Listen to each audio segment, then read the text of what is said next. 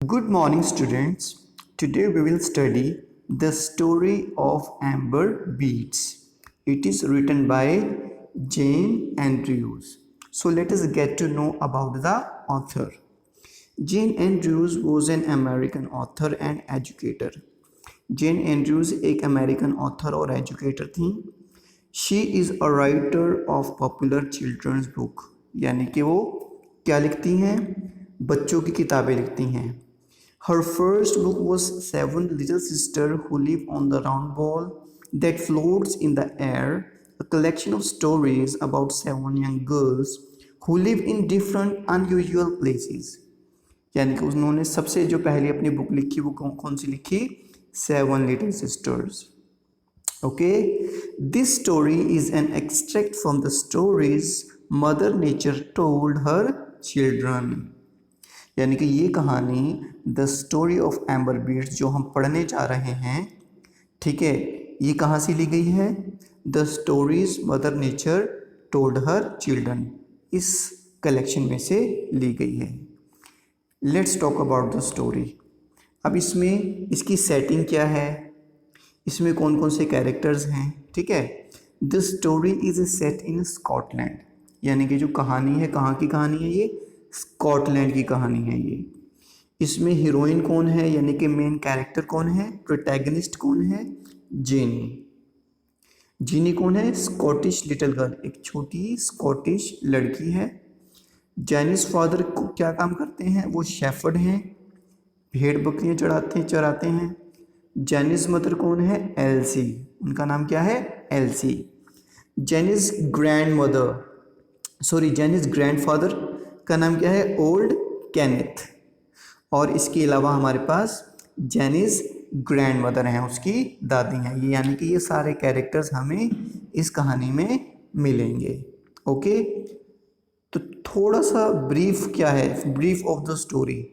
ये कहानी है string of amber beads. String का मतलब होता है माला, ठीक है. एम्बर मतलब, एम्बर होता है एक कीमती पत्थर, प्रेशियस स्टोन, ठीक है, जो ज्वेलरी बनाने के लिए यूज़ किया जाता है, उसे एम्बर बोलते हैं. और बीड्स क्या होते हैं? ये तो देखो छोटे छोटे मणके नज़र आ रहे हैं आपको, इनको हम बीड्स बोलते हैं, ठीक है. तो ये इसकी कहानी है. Grandmother gifted necklace to Jenny. अब ग्रैंड मदर ने ये जो नेकलेस था, ये जो हार था बीड्स का, ठीक है ना, एम्बर बीड्स का जो हार था, किसको गिफ्ट किया था? जेनी को. Grandfather carved the beads. और इसको बनाया किसने था, इस नेकलेस को? उसके दादाजी ने, ग्रैंडफादर ने. Got it. सो इसकी थीम क्या है? इसकी थीम है appreciating the beauty of nature and it's treasure, यानी कि कुदरत के अंदर जो खजाने हैं उनकी तारीफ करना, उनका गुणगान करना. और बीड्स जो मैंने अभी बताया था आपको, इसके अंदर कौन कौन से छोटे लिटिल टाइनी क्रीचर्स हैं, छोटे छोटे प्राणी हैं, क्या क्या मिलेंगे हमें इसमें? फ्लाई है बीड के अंदर, मधुमक्खी है, बी है, फर्नीमोस है, काई है, अ कॉर्न कप है, यानी कि एक बलूत का फल या एक बीज बोलते हैं इसको. स्लेंडर पाइन है, यानी कि छोटे छोटे बीड्स के अंदर ये सारी चीज़ें एम्बेडेड हैं, ठीक है, बनी हुई हैं. Okay, so let's start our chapter. The story of amber beads. Amber beads की कहानी. Do you know mother nature? क्या आप मदर नेचर को जानते हो? She it is to whom the care of earth has been given. यानी कि mother nature को क्या काम मिला हुआ है? मदर अर्थ, अर्थ यानी कि हमारी धरती, हमारी धरती की देखभाल करने का काम किसको मिला है? मदर अर्थ को. And all that grows in और अपॉन इट. और इस धरती के ऊपर या इस धरती के अंदर जो भी चीज़ पैदा होती है, उस सब की देखभाल की जिम्मेदारी किसकी है? मदर नेचर की. Just as a responsibility of your care has been given to your elders.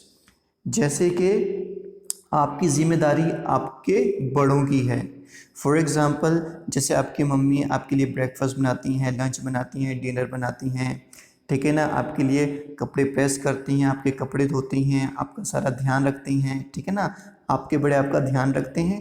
ठीक इसी तरह से जो मदर नेचर है वो अर्थ यानी कि इस धरती की देखभाल करती है।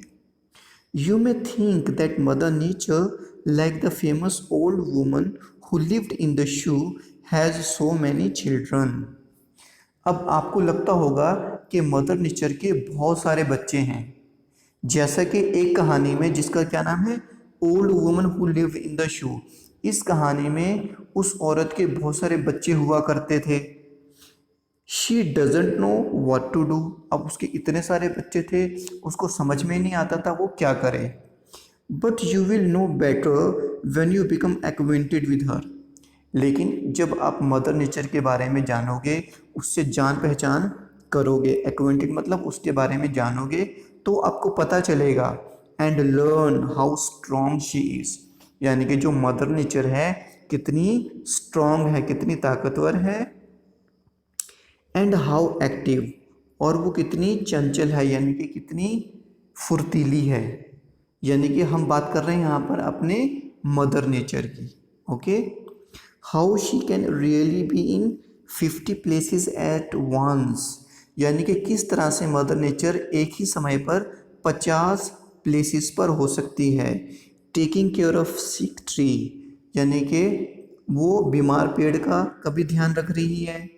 और a baby flower just born, और छोटे से फूल का जो अभी पैदा हुआ।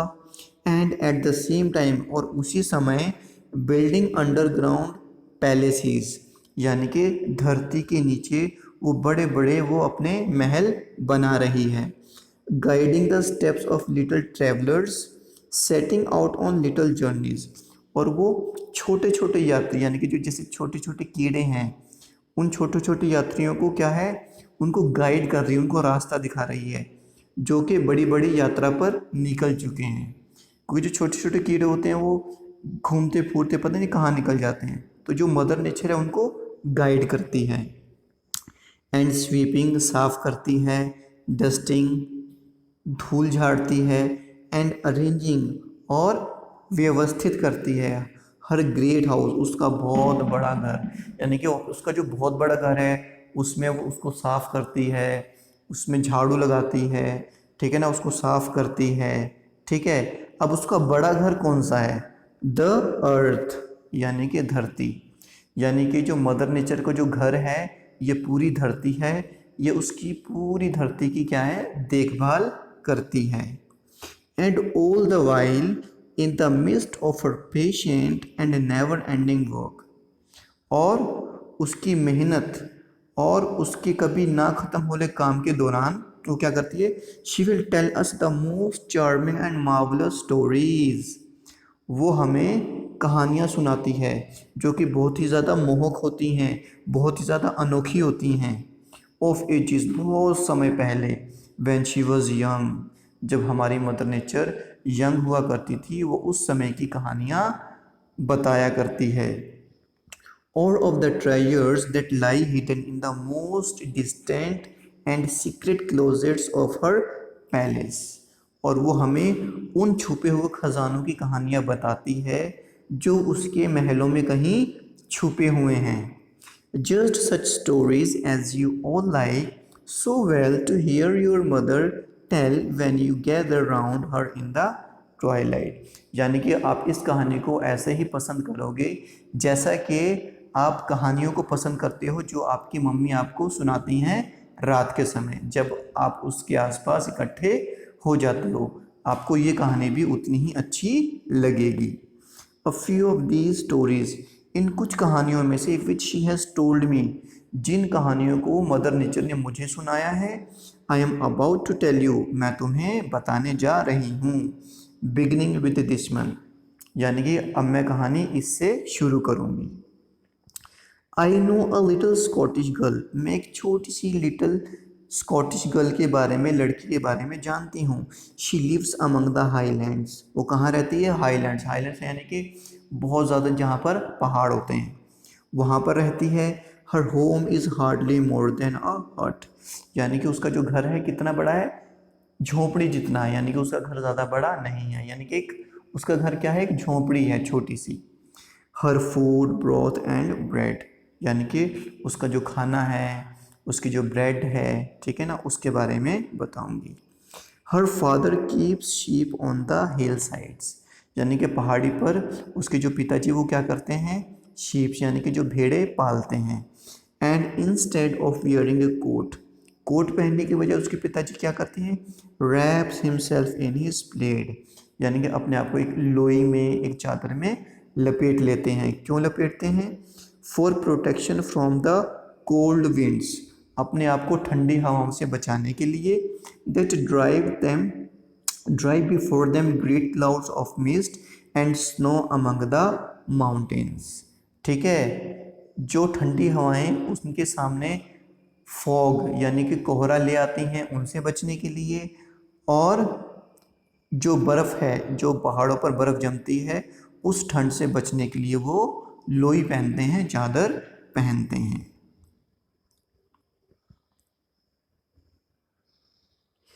एज फॉर जेनी herself, जहाँ तक जेनी का सवाल है, you must be careful to spell her name with an ear for that is Scotch fashion, उसका नाम आप बड़े ध्यान से लेना, क्योंकि स्कॉच में उसका नाम को बिल्कुल अलग तरह से पुकारा जाता है। Her yellow hair is bound about, उसके जो पीले बाल हैं वो बंधे हुए हैं, विद अ लिटल स्नूड, एक स्कार्फ, स्नूड का मतलब होता है जो स्कार्फ पहनते हैं उसको हम स्नूड बोलते हैं, स्कार्फ के साथ वो बंधे हुए हैं। Her face is tanned by exposure to the weather, यानी कि जैनी का जो फेस है वो सूरज की तपिश के कारण वो थोड़ा सा टैन हो गया, थोड़ा सा गेहुआ हो गया है। And her hands are hardened by work, और उसके जो हाथ हैं वो बहुत ज़्यादा सख्त हो गए काम कर कर के। For she helps her mother, क्योंकि वो अपनी मम्मी की हेल्प करती है। एलसी, जिसका नाम क्या है, एलसी है। टू कुक एंड स्यू, वो खाना बनाने में, कपड़े सीने में, और टू स्पिन एंड वीव, और कातने में अपनी माँ की मदद करती है। One treasure little Jenny has which many a lady would proud to wear, यानी कि एक ऐसा खजाना जो जेनी के पास है जिसको पाने के लिए हर लड़की गर्व महसूस करेगी। वो क्या है, it is a necklace of amber beads, ये क्या है, एम्बर बीड्स की एक माला, एम्बर बीड्स का एक हार है। लैमर बीड्स, लैमर का मतलब होता है लव, ठीक है, और इसको लव बीड्स भी बोलते हैं। ओल्ड एल्सी कॉल्स देम, ठीक है, यानी कि जो उसकी जो ग्रैंड मदर है वो क्या कहकर बुलाती है इसको, लैमर बीड्स, लव बीड्स कहकर बुलाती है।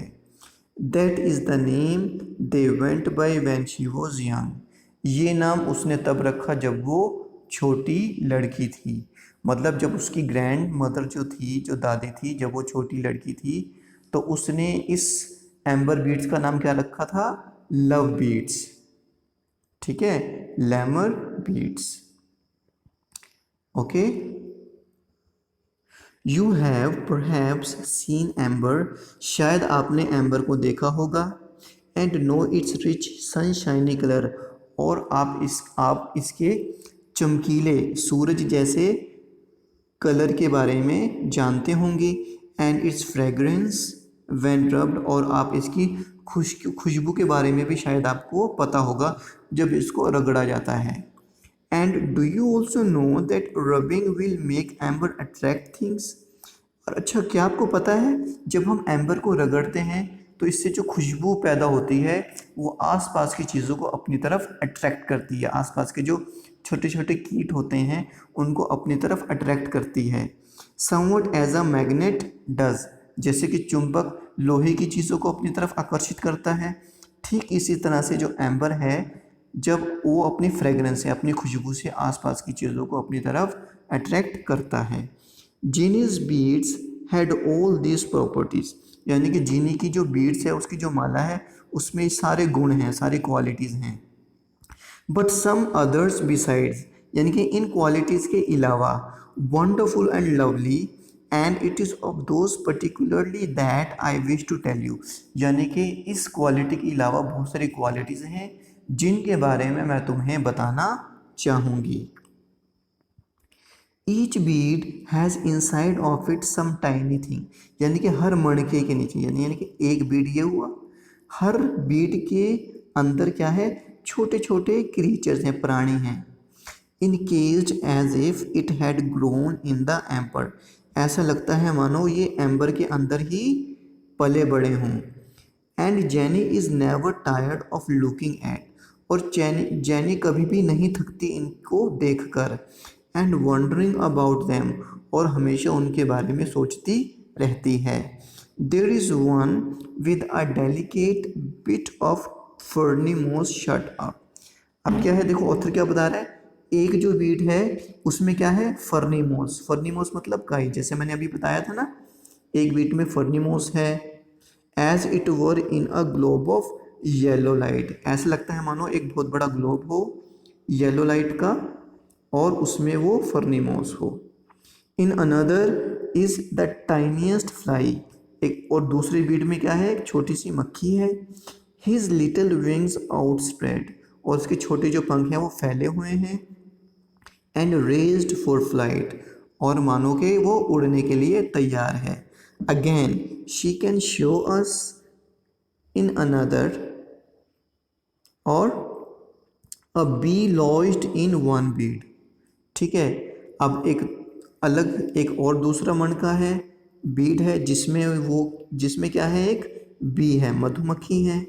That books like solid Honey, यानी कि जो मधुमक्खी है वो कैसी नज़र आ रही है, जैसे सॉलिड हनी, सॉलिड शहद होता है ना, वैसी नज़र आ रही है। And a little bright winged beetle in another, और एक अलग बीट है जिसमें एक बीटल, बीटल एक कीट होता है, ठीक है, एक इंसेक्ट होता है, वो नज़र आ रहा है। This one holds two slender pine needles, और इसके अलावा अलग अलग बीट्स में क्या है, पाइन नीडल्स हैं। पाइन नीडल्स जैसे ये तिकोने नीडल्स होते हैं ना पेड़ों के, वो हैं। While yet another shows an atom of a corn cup, जबकि एक दूसरे एटम, एटम मतलब छोटी सी बीट में, दूसरे बीट में एक छोटा सा अकॉर्न कप। अकॉर्न कप होता है एक फल या फिर एक बीज, किसी बालूत का, ठीक है ना, एक छोटा सा बीज वो उसके अंदर है, ठीक है। Fit for a fairy's use, यानी कि जो परी के इस्तेमाल के लिए बहुत ही बढ़िया है। I wish you could see the beads, मेरी इच्छा है काश तुम बीड्स को देख सकते। For I can not tell the half of their beauty, क्योंकि मैं उनकी सुंदरता के बारे में आपको आधा भी नहीं बता सकती। Now where do you suppose that they come from, और आपको क्या लगता है ये जो एम्बर बीड्स हैं ये जेनी के पास कहाँ से आए। And how did little Scotch Jenny come into position of such a treasure, और जेनी को ये इतना बड़ा खजाना एम्बर बीट के रूप में किस तरह से मिला, ठीक है। चलिए पता करते हैं उसको, ये जो माला है कहाँ से आई, कैसे मिली उसको, ठीक है। Let's start. Okay, thank you so much. इसका सेकंड पार्ट मैं नेक्स्ट वीडियो में कवर करूँगा। ओके, इसको आप देखो अच्छे से और इसको अंडरस्टैंड करो। Right, have a nice time.